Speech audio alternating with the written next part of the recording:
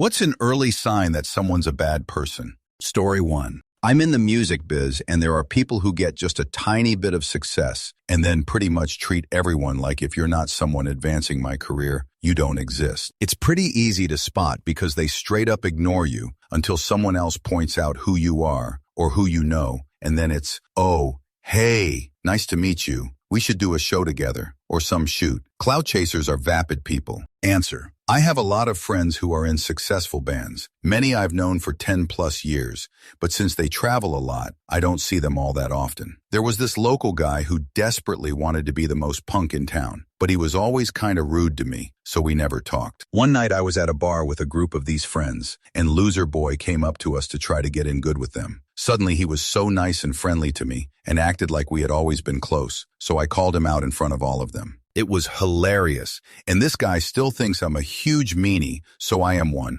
or just ignore him. Story 2.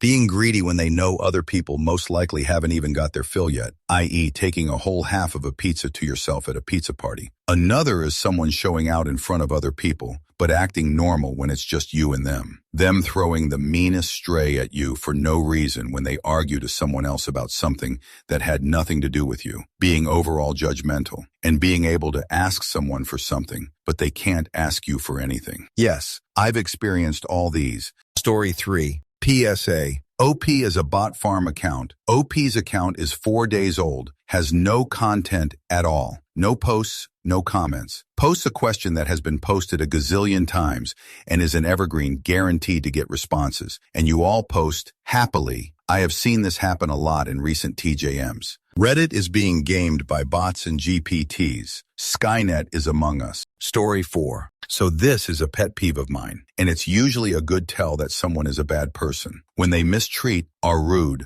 or are overly demanding of service people. It tells me they think other people are beneath them, and they are more important, and their wants and needs are more important than another person's feelings. Story 5. They go out of their way to put others down just to feel better about themselves. I used to have a friend who would always bring up something negative when I shared something positive in my life. Even though he comes from a wealthy family that paid for everything, and I had to pay my own way through life, he still made negative comments towards me every time I succeeded in something, like finding a summer job, having a nice chat with someone from high school, bringing up a fun memory, etc. I was pretty ignorant back then. Being brought up by abusive parents, I thought people like him were actually what friends were supposed to be like, because I haven't learned what caring people were supposed to be like. Story 6. Lying and not admitting wrongdoing when caught. Lying consistently, constantly. Manipulating things out of context. Cruelty and sometimes even indifference to animals. Laughing at animals getting hurt or scared. Making jokes about animals being eliminated, harambe, etc. Story 7.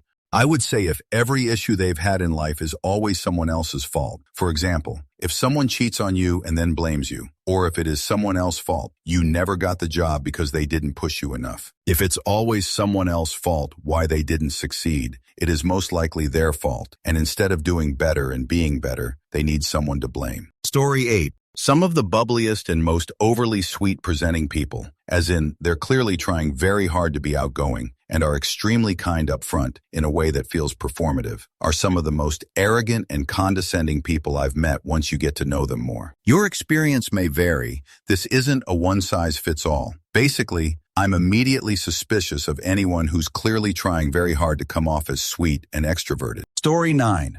When you text them, they might answer but never ask about you. They are the ones that ended all the friendships and relationships with people over the years. It is only a matter of time before they do that to you as well. I'm not talking about someone that has done this once or twice, but someone with a pattern of this over the years. Story 10. They didn't see anything wrong with the cruelty they displayed towards others, which they tried to play off as jokes, whether to someone or, more often, behind their back. No, dude, you're a coward and cruel. You're just too chicken to own it in front of your own reflection. But I will, and I won't excuse it. Bye. Story 11. 1. Observe the effort put in to paint themselves as the main character. 2. When applicable, they're shoot parents, either exaggerated levels of discipline, positive parenting, to the point the kids are pieces of shoot, or both. 3. Rub it in people's faces that they're helping people. 4. They sulk when you call them out. Story 12. If they treat waitstaff, cashiers, or people over whom they have authority poorly. If they are continually negative about their friends behind their backs. If they have a strong sense of disdain and contempt for anyone less fortunate than themselves.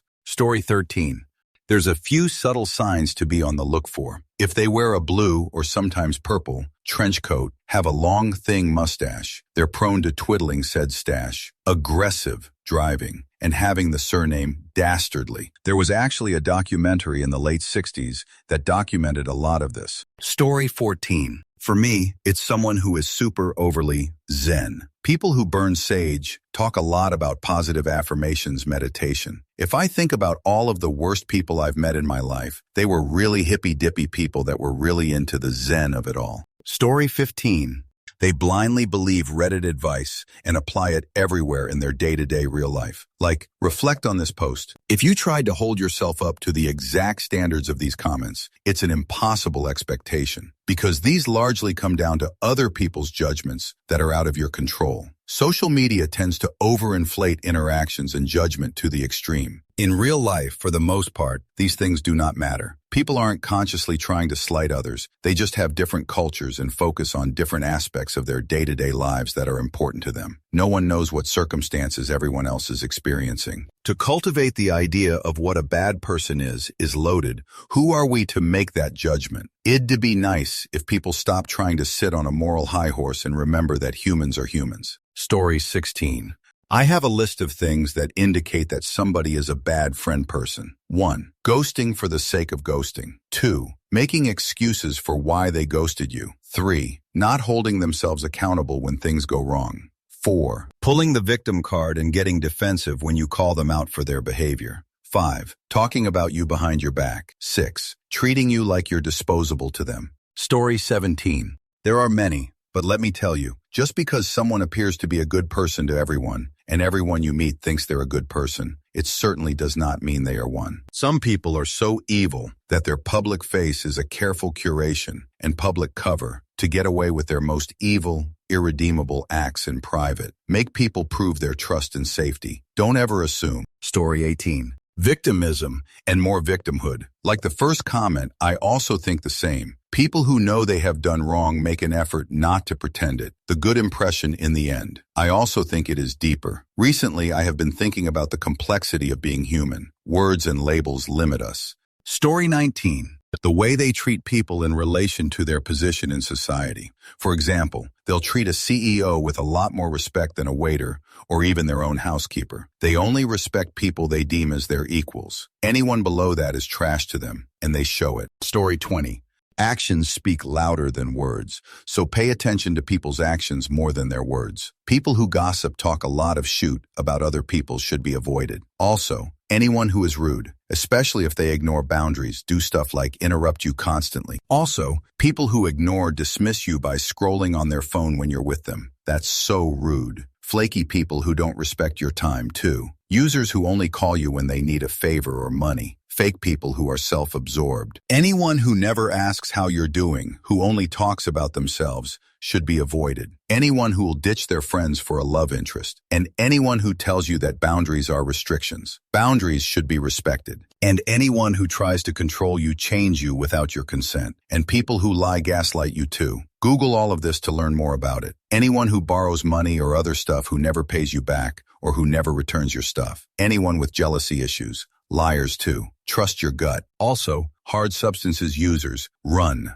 Story 21. How they handle being wrong or finding out they had a less than great opinion about a subject they were not fully appraised on yet. Because the truth is, none of us are right about anything for long, no matter how intelligent we are. So you can tell someone is self-righteous or has anger control steam problems quite quickly based upon their casual reactions while discussing current events, the weather, the Yankees. Story 22. I worked for a malignant narcissist. She couldn't even tell me my kids' names, but insisted on updating us all on her daughter's cheerleader drama. She even texted us late at night to tell us her daughter made cheerleader captain because we feigned interest at work earlier that day. Also, no one dared talk during her meetings. She held the floor, always. Story 23. If you feel bad vibes, trust your gut. Be aware and have boundary from the start. Observe their actions. Don't be too obvious, though. Or you'll be like my friend who observes people from afar or up close when talking, but her face says look like she wants to fight you. Story 24.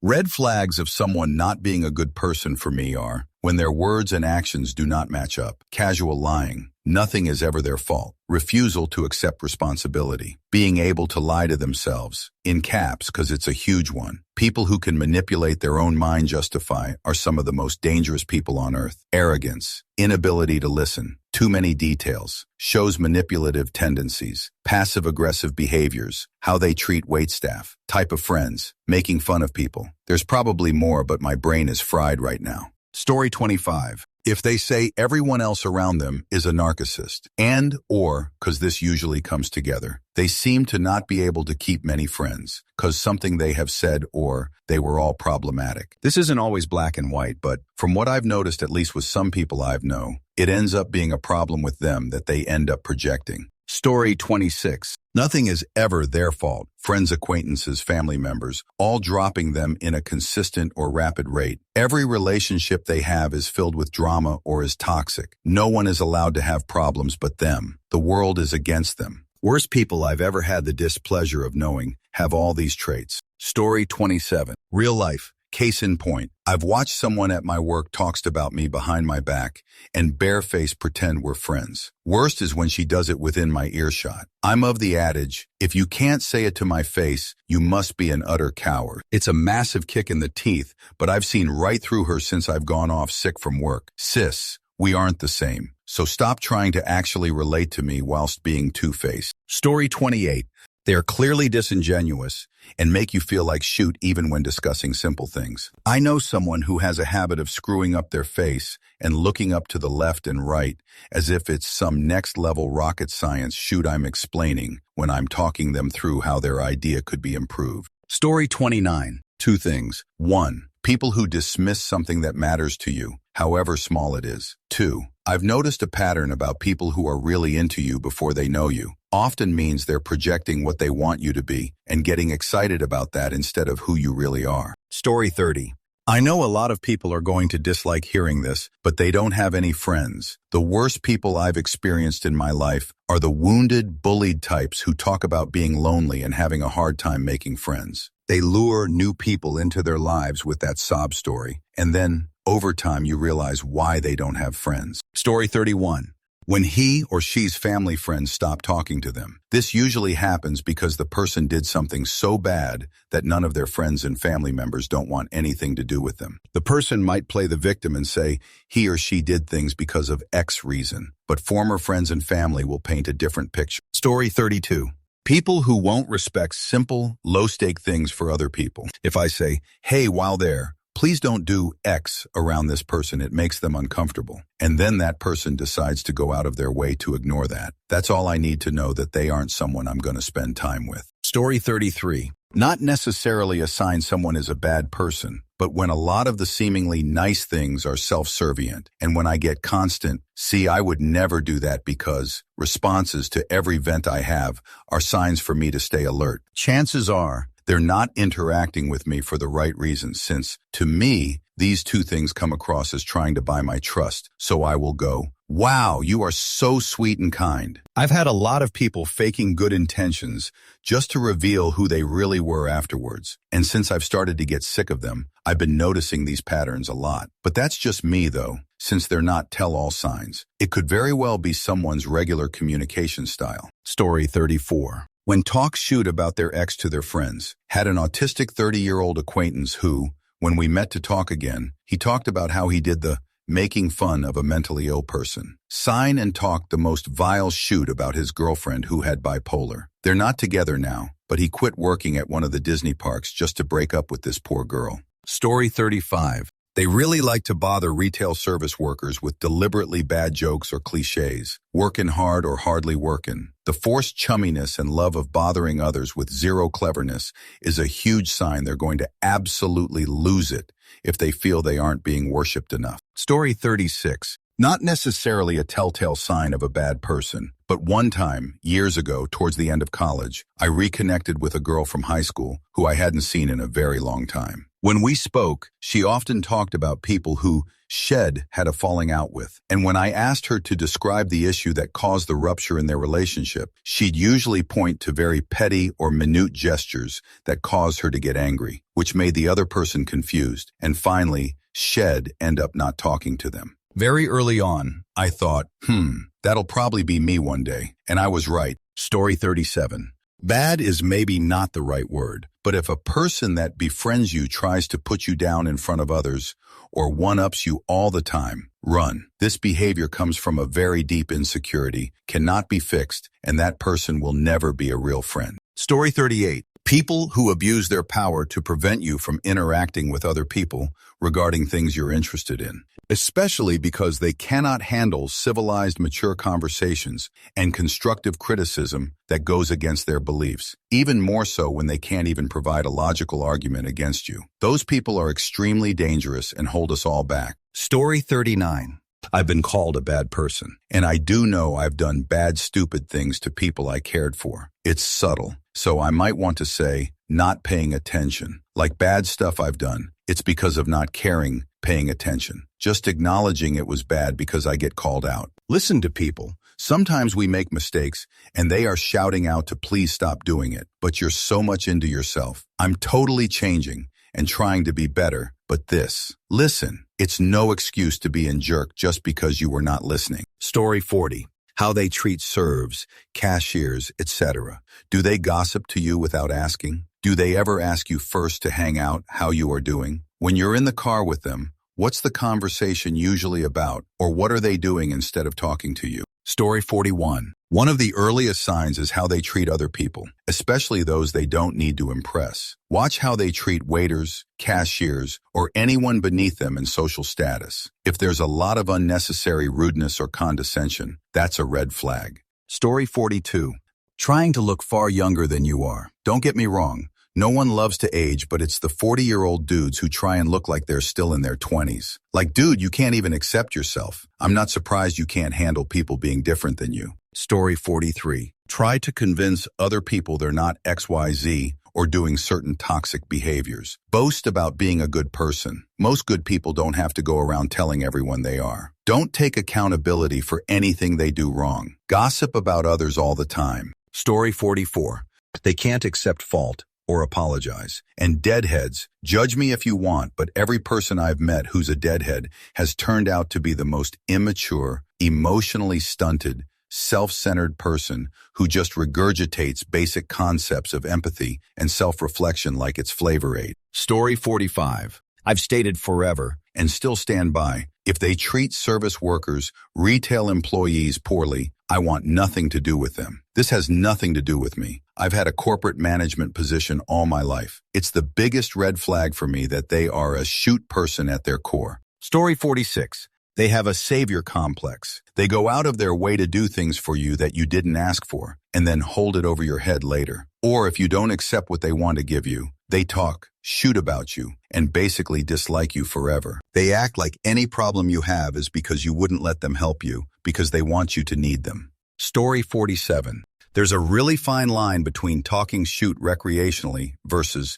vindictively, especially when it's about people outside your immediate circle of friends. Everyone points and laughs at fools sometimes, but some people promote disgust rather than laughter. It looks the same on paper, but in reality, it's completely different. Story 48. I am married now out of the dating loop, but does anybody else dislike the terms fish buddy or friends with benefits? Ah, I see. So all the fun stuff and no real chance of getting real intimacy. Not committed, just sounds and seems to me cold and no real heart. Just heart. Story 49. How they act when there's nothing in it for them. Anyone can be kind when they're getting something back. Attention, favors, approval. Watch how they treat people who can't give them anything. Waiters, cashiers, cleaners, quiet friends. The mask always slips in the small moments. Story 50. When they're too excited to be your friend in the weird, obsessed kind of way. I call it friend love bombing. It's like love bombing, but in a friendship way, if that makes sense. I've noticed people who are like this, asking, are we friends, every 5 minutes, asking you weird or personal questions all the time, being weird with you in general, all in a somewhat subtle way, are manipulators. All relationships I've had that are like that ended up with them bullying me or enabling bullying to happen to me, or riling me up so that I have an autistic meltdown just for shoot and giggles to paint me as a villain. Story 51. Virtue signaling. 3 examples from my own life. My friend's ex-wife was super good at this, but got caught basically cheating on him with a dude who looked like your stereotypical brony. My friend is pretty good looking and deserved better than her. A former friend of mine did this super elaborate thing where he claimed to be speaking up for disabled people while hurling around ableist slurs at people who didn't agree with him. I saw that the person who he partnered with was a person he worked with at a movie theater who had suffered a stroke and had brain damage. I wasn't sure if he knew he was being strung along in this guy's clout-chasing campaign. An ex of mine who I had in HS pretended to be kind to Ellen DeGeneres, like Levels, but would rip on anyone she had an issue with, even her own friends. Years later, she transferred to my college to take my major. I had to pretty much prepare for her fake act. I was already really popular on campus, so I had more control of the narrative and was able to turn popular opinion against her. It helped that I was part of a lot of official and unofficial student activities as well. Moral of the story, don't virtue signal. Story 52. On mobile, the formatting will be jacked. I'm sorry. It's been my experience that anyone who makes a show of living by a code, anyone who speaks a lot of words while saying nothing, anyone who says, I don't know what you want me to say, anyone who has a short fuse, maybe even brags about it, has an explosive temper, or is outright violent, anyone who insists you can trust them instead of letting trust develop. Anyone who doesn't respect that no is a complete sentence. Anyone who manipulates you into apologizing when you're the one who was wronged. Anyone who is an intellectual bully, introduces themselves with their IQ or mentions Mensa membership, invite before you get to know them or before it's relevant to a conversation. Anyone who is an emotional bully. Anyone who boasts about never apologizing. Anyone who doesn't show you kindness, respect, and compassion. Anyone who doesn't respect and encourage you to grow should be kept at a distance. You deserve the same kindness that you show others. Story 53.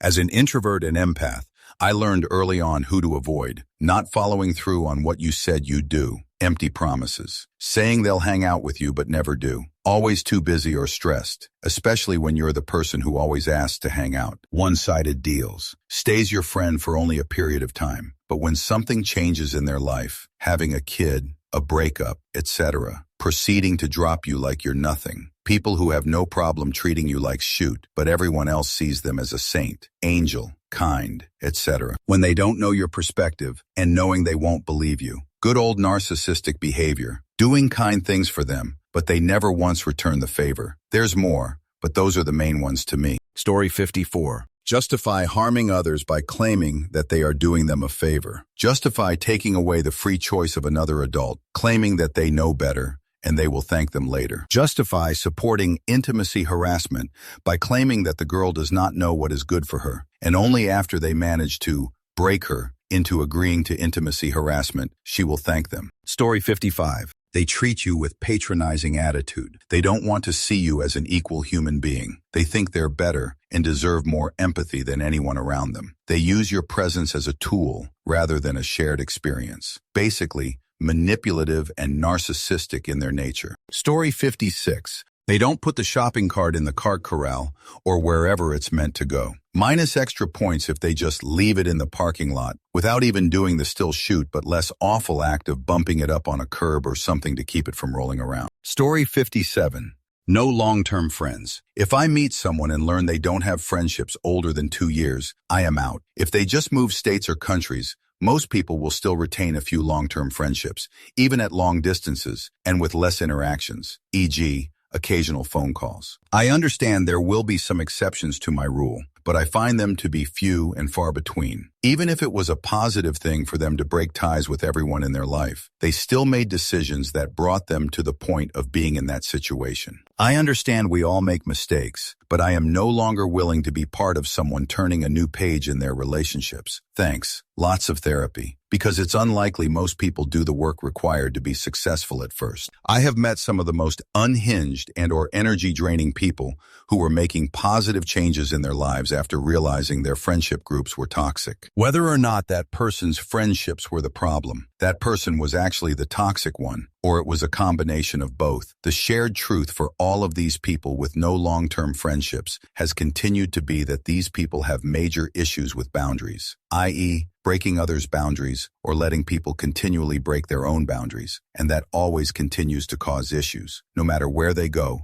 until they do significant work on themselves over time. Story 58. Pay attention to who their friends are. The people we choose to be around say a lot about us and where we're at. Even if we're just following a familiar pattern, who we choose reflects what our pattern is. I saw a Reddit comment years ago that said, "Don't judge a book by its cover, but be careful about the library it's in." Essentially, get to know someone and give them a fair chance, but watch their actions, patterns, and who they choose to surround themselves with. That will reveal whether or not it's the right group for you. Story 59. You finally open up about something, and they either judge you heavily for it or make it about themselves. It's the first major sign they never cared. They just want an audience to talk at or an example to make themselves seem superior. Edit. I want to clarify, make it about themselves. Isn't someone talking about a similar experience to relate? I mean, they have a full emotional meltdown to the point where you feel guilty for telling them or end up comforting them instead. Answer. I would normally say yes,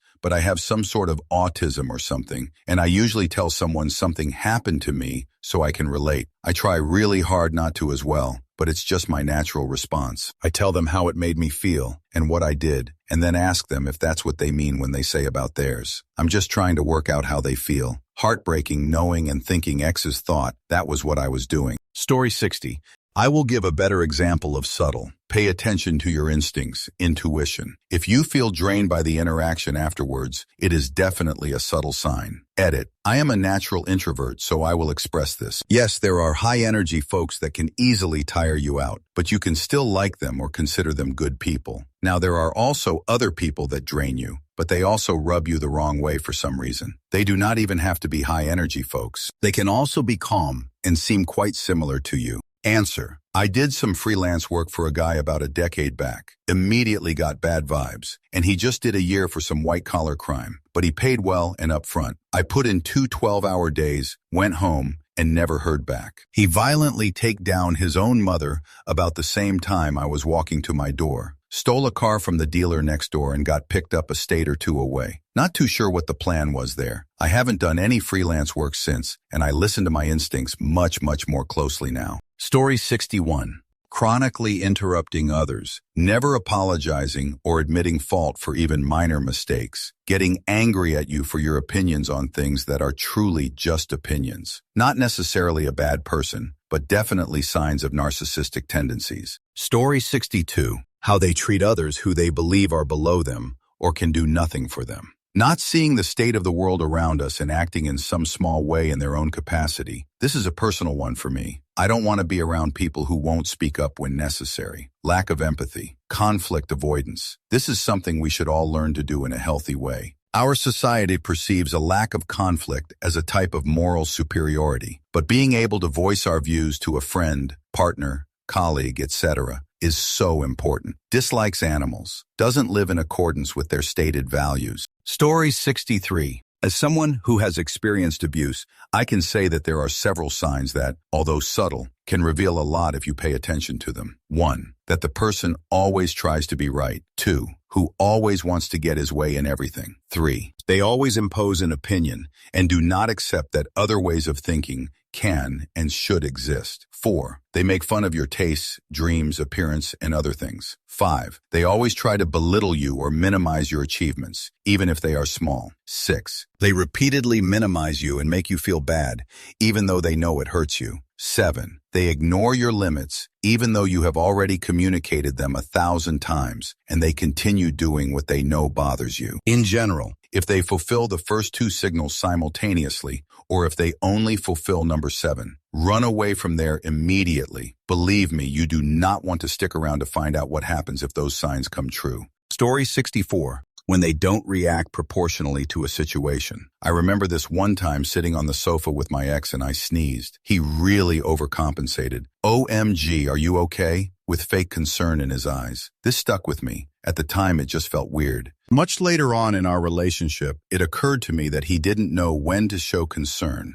and when not to, and to what level. Because concern Empathy didn't come naturally to him. To cut a very long story short, it turned out he was a total predatory, pathological lying, sicko psychopath. Edited a typo.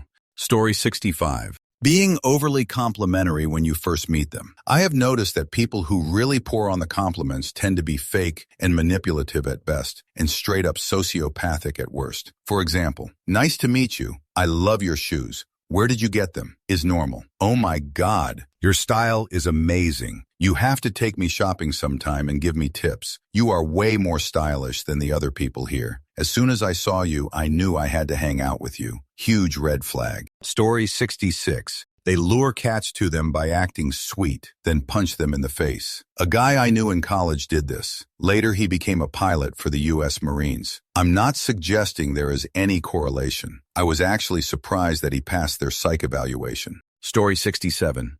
Flaunting their Christianity. Matthew chapter 6 is pretty clear about this. Do not be the person seen worshiping loudly and publicly. This is mostly because Christ was focused on actions, not signposts. And if you were actually living out your faith in your daily life by loving your neighbor and loving your God, you wouldn't need the trappings and frills of religious ritual. You'd be actually doing God's work. And being loud about being a Christian is not his work. Story 68.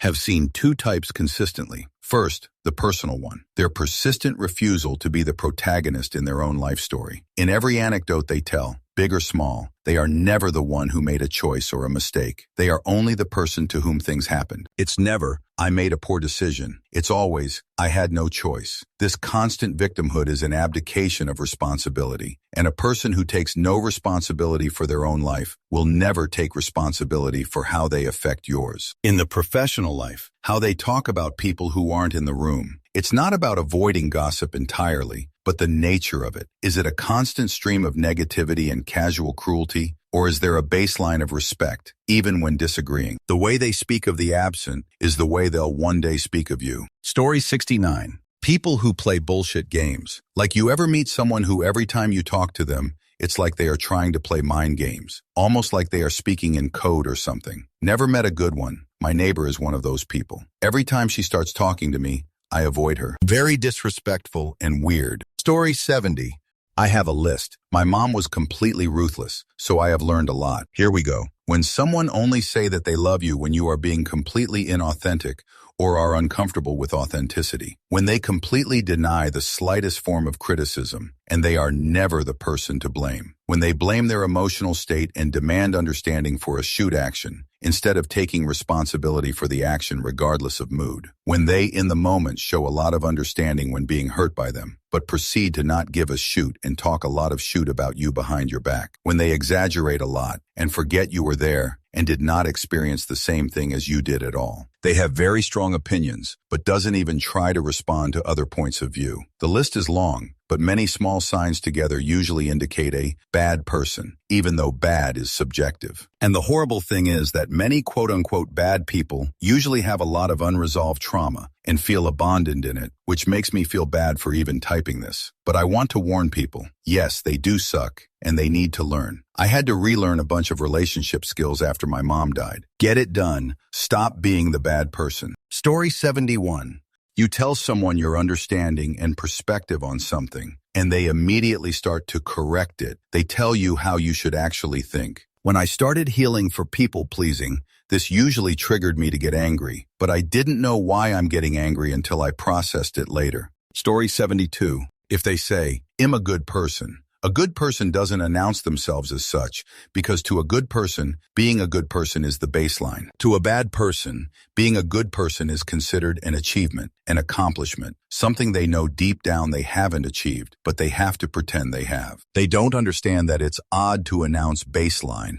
It should be a standard out to announce, I'm a good person, as it is to announce the sky is blue. It really is. It shouldn't need convincing. If they feel it needs saying, gee, that means it isn't true. Story 73. When they treat hired staff like their personal maid service and don't pick up after themselves in public, not putting cart trolleys in designated drop-off areas, leaving snacks trash on their seat aisle when leaving a movie theater, leaving their fast food trash on the tables instead of in the nearest trash cans, etc. Story 74. So this is a specific kind of a bad person, but weird stories. Like not just weird in a specific self-serving or I am so victimized kind of way. Saying they have medical conditions they clearly don't, claiming to speak more languages than they do. Story 75. When they vote for someone who brags about grabbing strangers by the private area, and then vote again for the private area grabber after he foments an insurrection against these United States of America. These signs are apparently so subtle that around 70 million people are unable to perceive them. Story 76. Posting a lot about how sad they are about Charlie Kirk today. I didn't realize how many people in my orbit were regularly consuming racist, far-right radicalizing content. Nobody deserves to be assassinated, but falling all over themselves for this guy is a choice. Story 77. The Bad People Hunter Paradox. Here's what bugs me about that whole thread. We've become obsessed with spotting bad people, instead of just learning how to deal with flawed humans. Think about it. If you're constantly scanning everyone for red flags, you're basically walking around with your guard up. 247. That's exhausting and probably eliminate way more potential friendships than it saves you from. Look, maybe the person who doesn't return their card is going through a divorce. Maybe whoever keeps interrupting has ADHD. Maybe that rude server is working their third shift to pay for their mom's cancer treatment. But we've trained ourselves to write people off based on these little behavioral snapshots. And honestly, the stuff that triggers us most usually says more about our own baggage than about them. People who are constantly hunting for narcissists often act pretty narcissistic themselves, always playing moral referee, zero empathy for why someone might be having an off day, obsessed with being right about everyone's character. Maybe instead of asking, how do I spot toxic people, we should ask, how do I get better at dealing with imperfect people? Because here's the kicker. The biggest red flag might actually be someone who's always looking for red flags in everyone else. Story 78. In my experience, anyone who always plays the victim is a terrible person trying to make excuses. It's true that sometimes you actually are the victim of something. The world isn't fair, and most people get the short end of the stick at some point or another. But to always bemoan that others are keeping you down, at some point that's just cover for being a jerk. Story 79. A tell is they never update you with something good to say, unless it's backhanded. Doesn't go for everyone. But growing up, I was the scapegoat for everything, and no one understood me but my siblings because my parents were totally different people in public. They're not venting to you as a friend. They're seeking validation of their treatment of their kids. Story 80. Complaining while not doing anything to improve their circumstances. Complaining in it of itself isn't always bad. Sometimes getting it out is really helpful. But when they never actively try to work through their problems, it's definitely a red flag. Recently got out of a toxic friendship. Not voluntarily, I care a lot about them still. And when I first realized they did this, I should have had more suspicions than I did.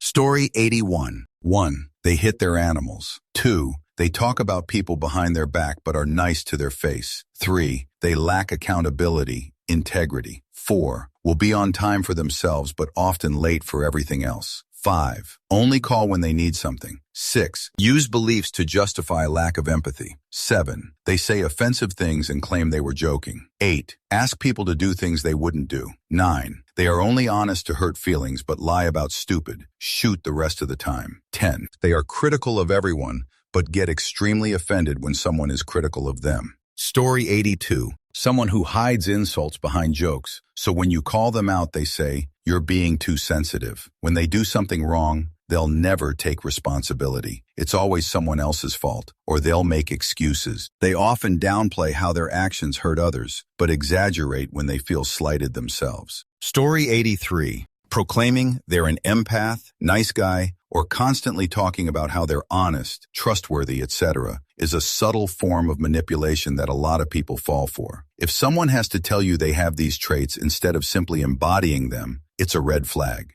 Story 84. Someone who litters, someone who doesn't return their shopping cart, someone who doesn't get along with dogs. No, traumatized person. We're not talking about your dog bite or being chased. Someone who doesn't like Superman, someone using God or gods as a threat or warning. Someone who says men are better at X than women because Y or vice versa. Story 85.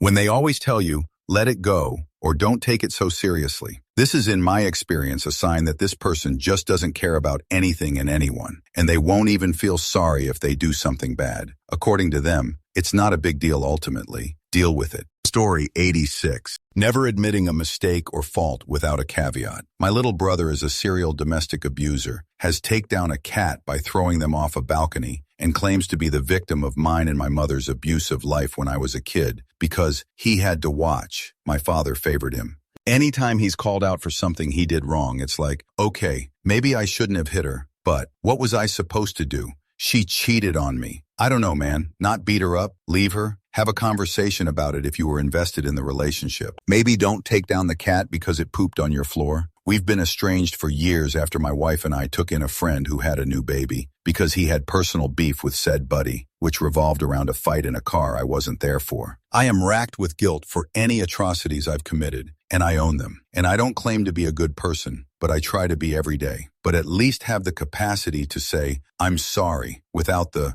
but. Story 87. They're human. It's also a sign that they're a good person. The line separating good and evil passes not through states, nor between classes, nor between political parties either, but right through every human heart and through all human hearts. This line shifts. Inside us, it oscillates with the years, and even within hearts overwhelmed by evil, one small bridgehead of good is retained. Alexander Solzhenitsyn. Story 88. Subtle signs. This is a remarkably good and difficult question. First of all, what defines a bad person? Apart from the obvious things, but let's say the person isn't a rapist or murderer.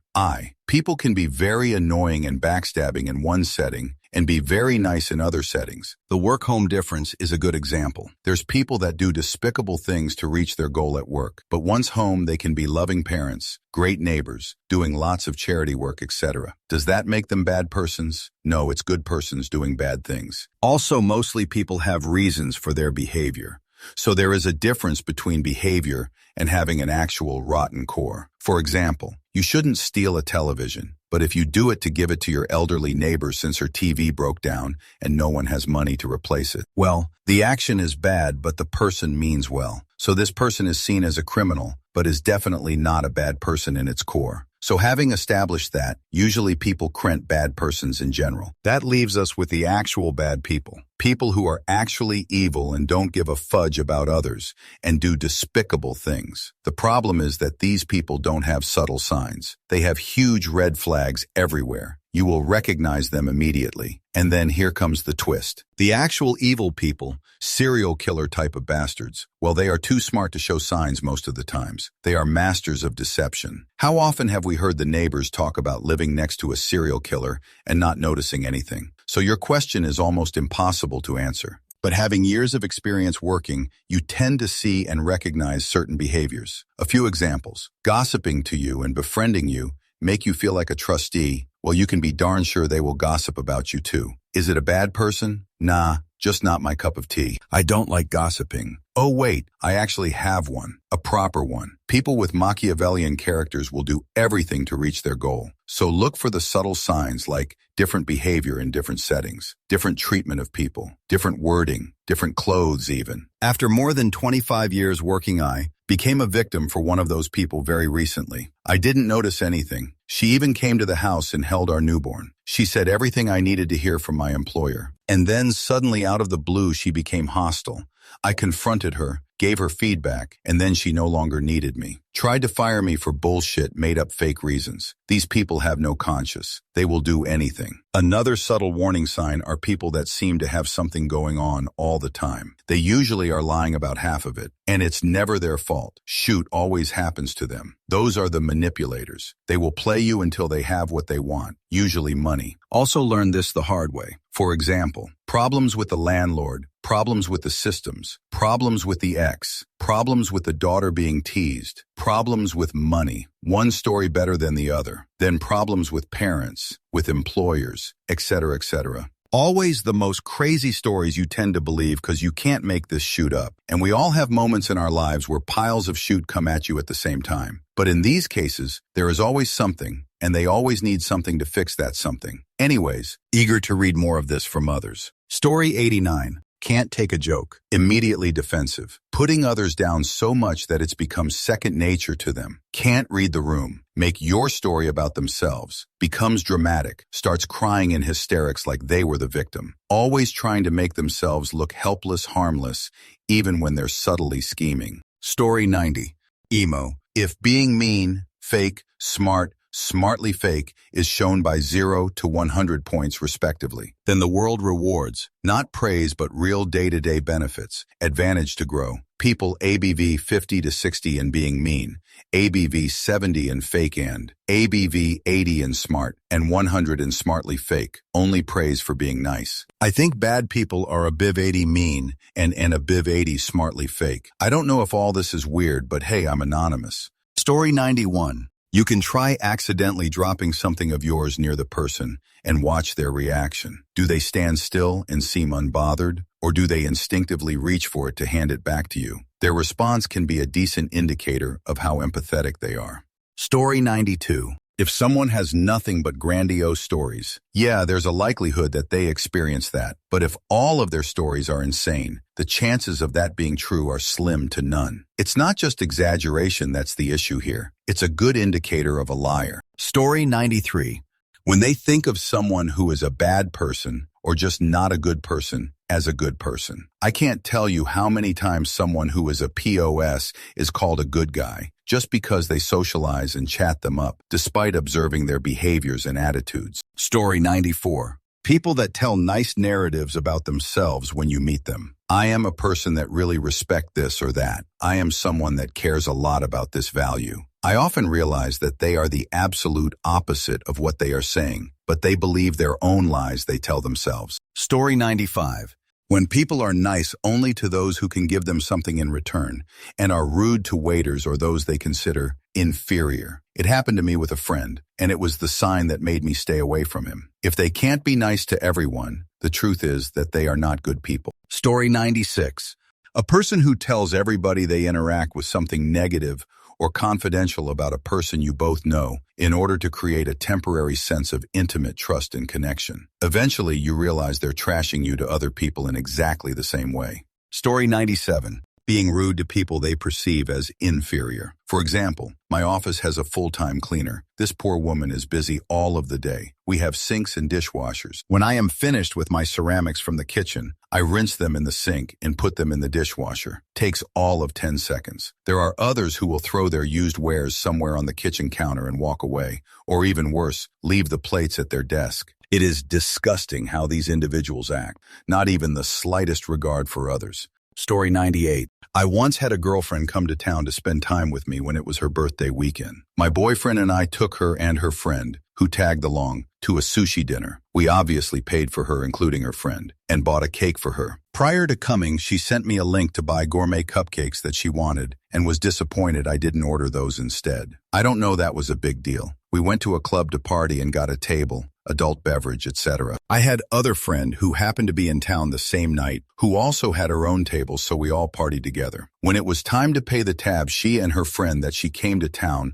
left club without telling me and left the check for my boyfriend and I to pick it up. My boyfriend said that was disrespectful for her to expect a free ride all weekend when we never had that type of close relationship. I would have paid for her portion, but this rubbed me the wrong way. She and I parted ways the next morning cordially. I didn't say a word. A few months later, I received a my birthday card in the mail from her. A simple, happy birthday message. When I had no problem celebrating her, but my history of being generous was taken advantage of in the most disrespectful way. Friendship over. Story 99. The way they treat their spouse or talk to them, and how they treat their children. I have a friend whose husband constantly berated her and makes her feel like shoot. We went out for a girls' night and he was our driver. She's a bigger girl but was trying so hard to lose weight and be healthier. Story 100.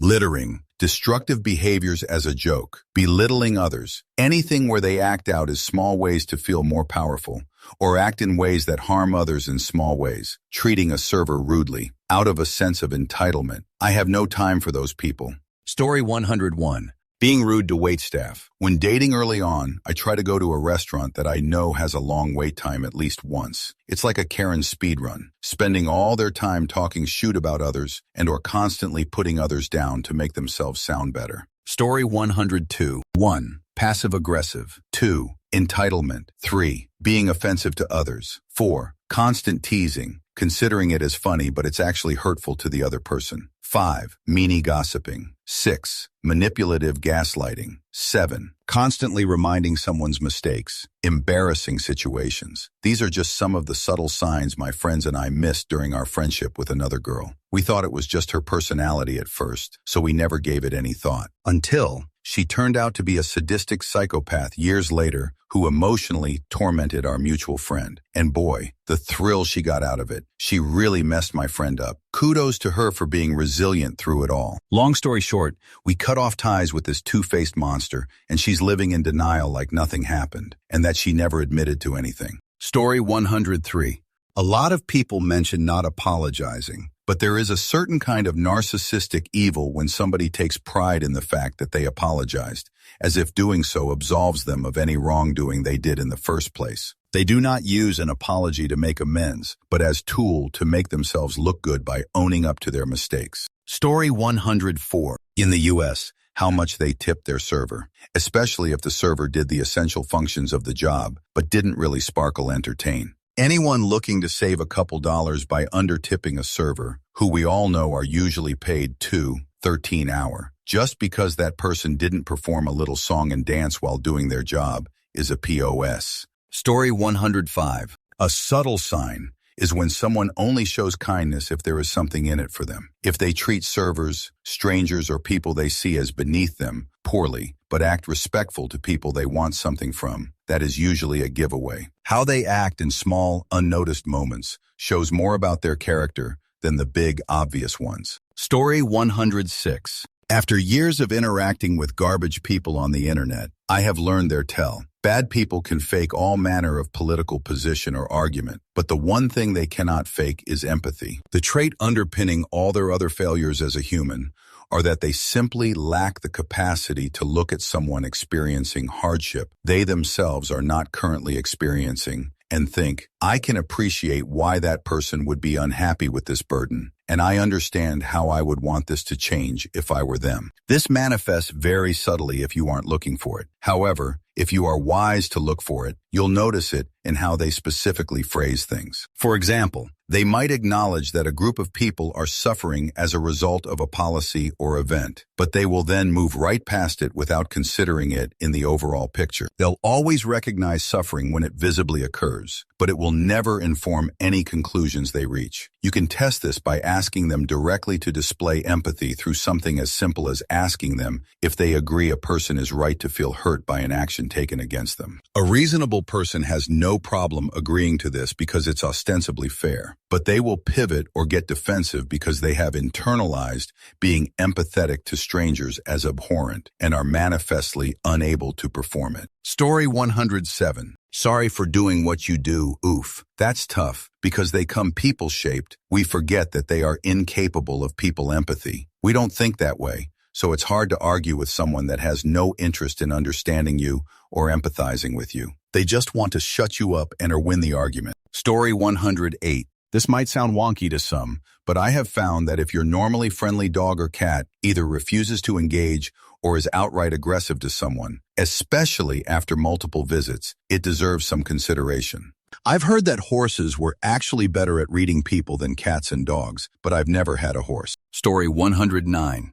The self-proclaimed victim who has no insight into their behaviors and projecting their own actions in the people around them. They'll ultimately say that they're allowed to hurt other people and screw others over because they're a victim too. Twisted. Complaining about how the world is so unfair and everyone is so greedy and that they're so good to people and all of their goodness is being abused by people who steal and lie and cheat. Story 110.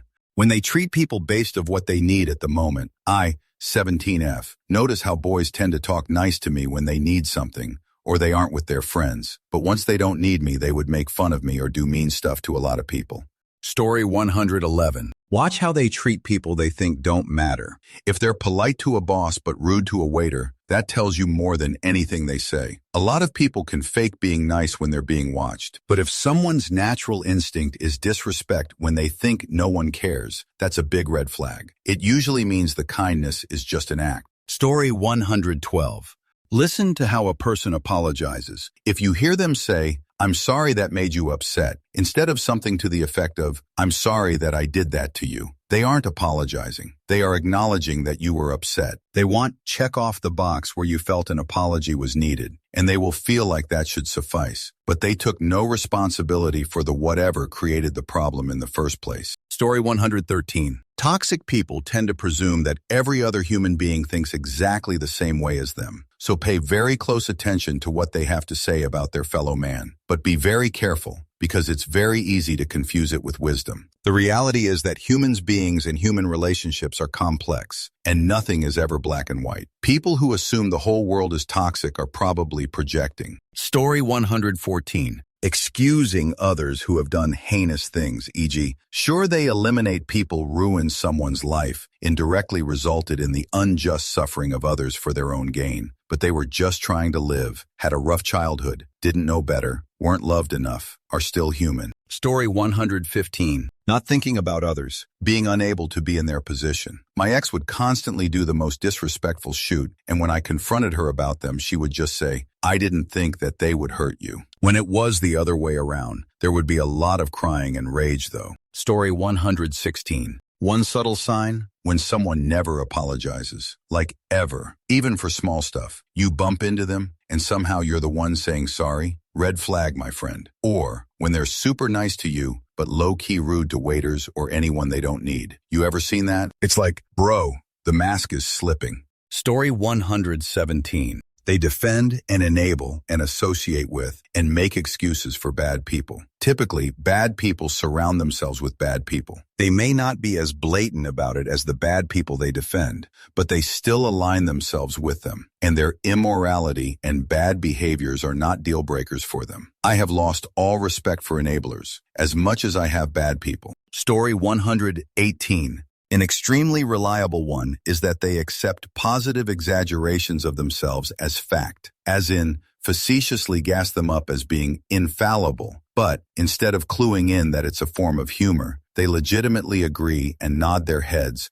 like someone has finally seen them for who they are. Instant formula for detecting narcissists. Story 119. Their nonverbal reactions when others are speaking can help show you the type of person they really are. Do they roll their eyes or yawn while the other person is talking? Do they turn their back on the speaker? Do they appear antsy, like they're really not listening, but are just waiting to jump in? Most likely, to change the subject and make it about themselves. Nonverbal communication can give you a lot of details that the person themselves isn't even aware they're conveying. Story 120.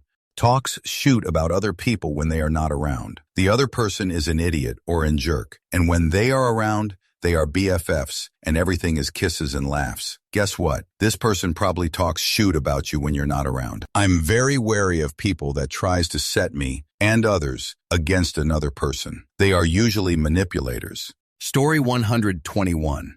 When they publicly rejoice over the public execution of fellow American because they don't agree with the words coming out of the person's mouth. When they dislike the person and not the person's opinions. When they show no empathy. Right, left, Christian, atheist, white, black. We are all humans. Story 122. Devaluing others to inflate themselves. It shows in various ways. Making jokes at someone else's expense. Being rude to people they perceived as lesser than. Talking about being disrespected for the smallest things. Talking someone else down to make themselves bigger. Entitlement. At the expense of fair play for everyone. Talk about themselves as high value or alpha, being so stuck on one end of the political spectrum that anyone on the other side is an invite to an argument on who's better. I find that these people want to be the biggest fish in the pond, will resent at best, aggressive at worst, towards anyone who threaten their hierarchy and are self-absorbed.